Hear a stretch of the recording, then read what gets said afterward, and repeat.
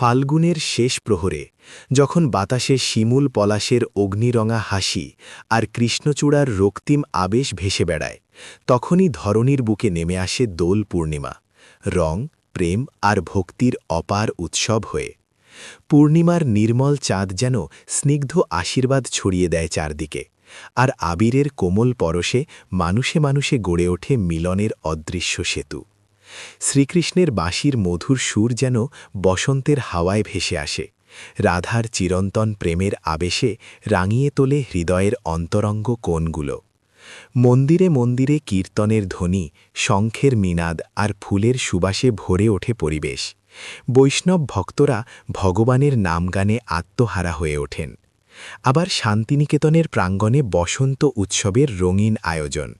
হলুদ পোশাকে সজ্জিত তরুণ তরুণীদের গান, নাচ আর কবিতায় ফুটে ওঠে নবঋতুর উচ্ছ্বাস।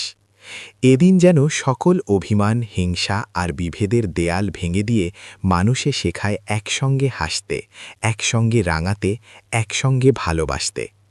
দোল পূর্ণিমা তাই শুধু রঙের উৎসব নয়, এটি হৃদয়ের পরিশুদ্ধি, ভ্রাতৃত্বের অঙ্গীকার আর বসন্তের সোনালি স্বপ্নকে বুকে ধারণ করার এক পবিত্র মুহূর্ত।